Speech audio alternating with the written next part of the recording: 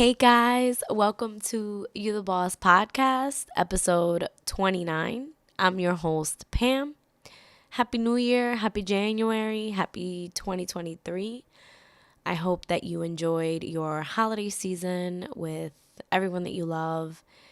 And if you didn't, if it was a little less than happy for you, it's over. And now we're in a different season, which in the Northeast is winter, even though it's been like 60 degrees.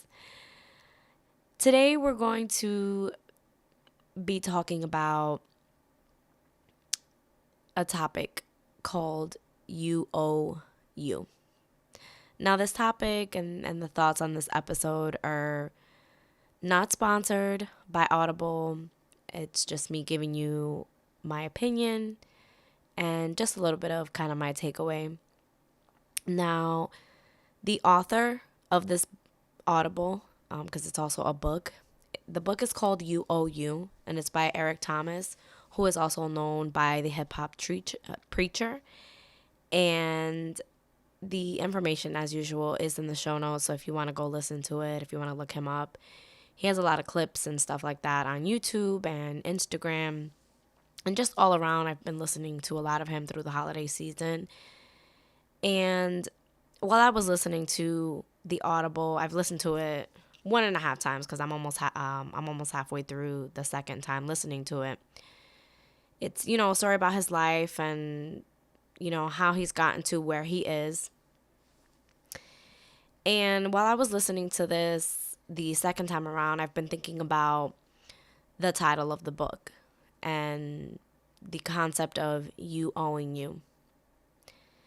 And when I think of this phrase, I think of multiple things. And one of those things is the ways that social media and our society has portrayed the image of you against you, or saying things as though like the biggest thing that you will conquer, or the only person that you can conquer, is yourself.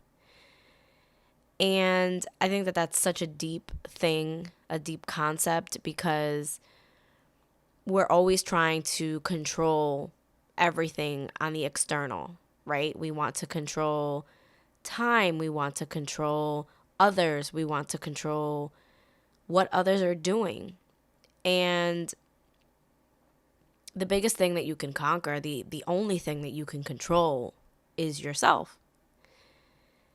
And we're kind of in a time right now where it's never been easier and harder at the same time to control yourself or put yourself first, or let's say even conquer yourself. It's harder because we're in constant connection with others. We're constantly feeding into others' emotions, everyone's problems, everyone's little fires. We get phone calls, whether it's at work, whether it's at home, whether it's from family, whether it's from significant others, or just day-to-day things where we're constantly putting ourselves in the back burner, and we're putting out someone else's fire, basically. On the same token, it's never been easier, because in that same way, because we are so connected, it's very easy to put the boundaries of do not disturb on your phone. It's easy to put an auto reply on your message, on your email, and say, hey, I don't respond to email after 5 o'clock on Friday until Monday morning. If this is pressing, leave a message. That's the best that I have for you. Or if you're going out of office from work, or if you're at home and you just don't want any phone calls, you don't want any FaceTime, you can literally turn that do not disturb on, and it's done. Unless it's an emergency and you want to make sure one of your children or your significant other or a parent, you want to make sure that they get in touch with you, and then everyone else is kind of like, yeah, no, I'll talk to you when I talk to you. It's never been easier to do that. It's never been easier to set those boundaries, and everything will follow. Every year, I like to start the year out with a word or a phrase, an intention, if you will, for the year. The past couple of years, the word or the words that I've chosen have been to kind of set the tone of how I want my year to go. Whether I want to push myself to different limits, if I want to be braver, if I want to say, you know what, I have anxiety. Anxiety doesn't have me. Do it anxious. And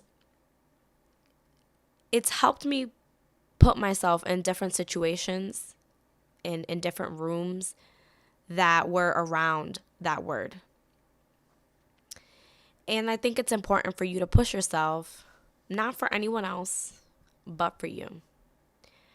Because you owe you.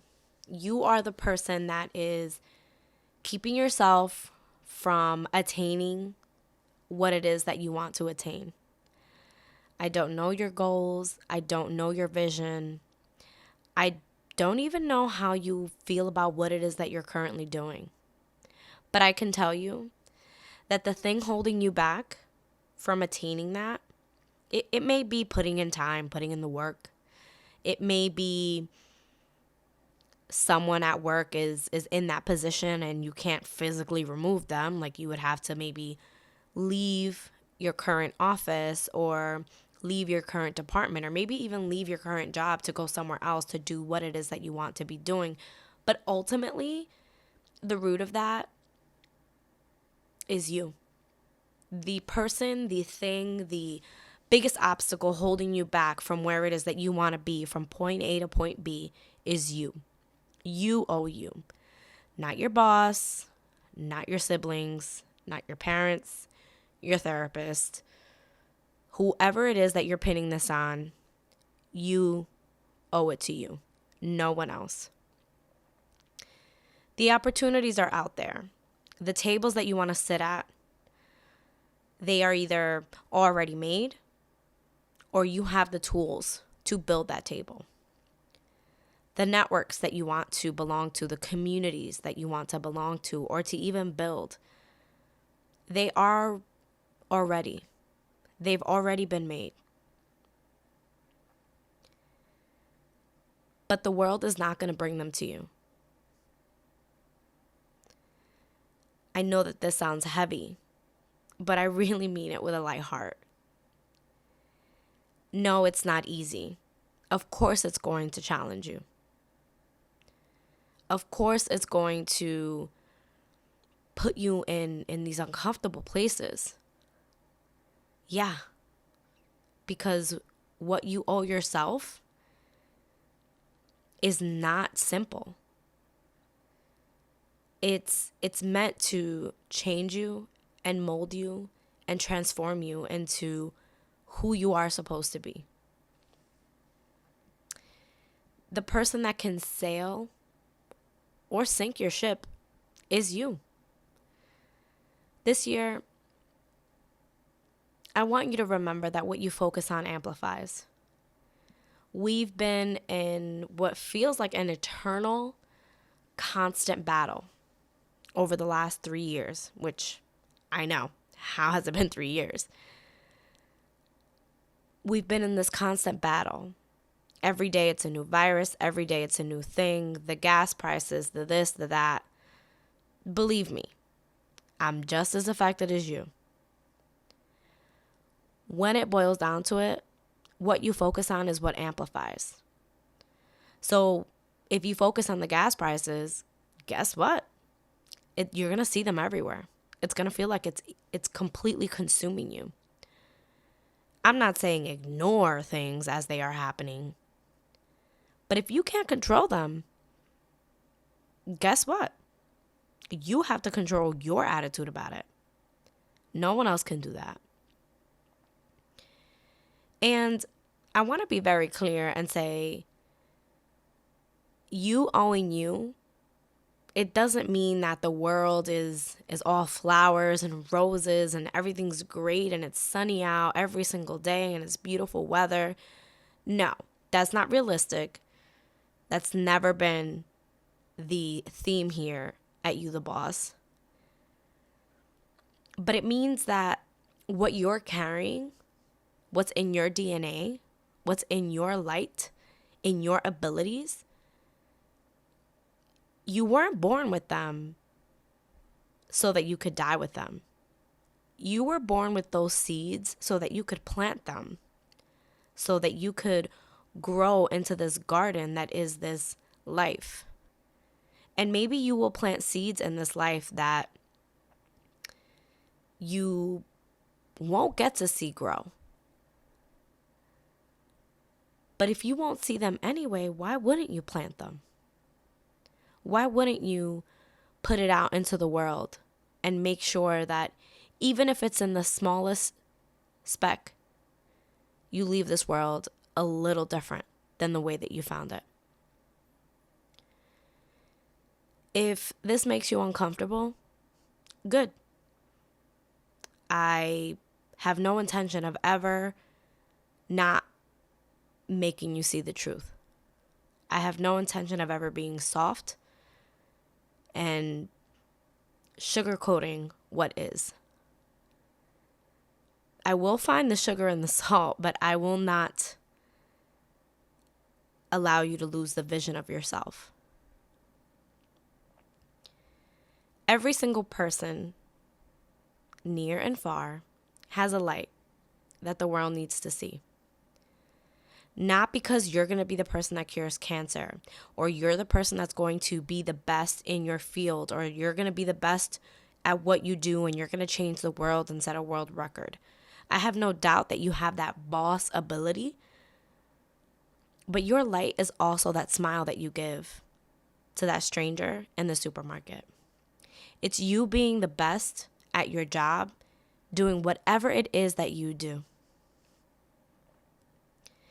And maybe those things seem unimportant to you, but actually it's the little things that make up this life. It's that compliment to that complete stranger of, oh my gosh, I love your hair. Hey man, your sneakers are rocking. They look great. I know that those are maybe unfamiliar compliments. And I know that maybe that doesn't sound like it serves a purpose.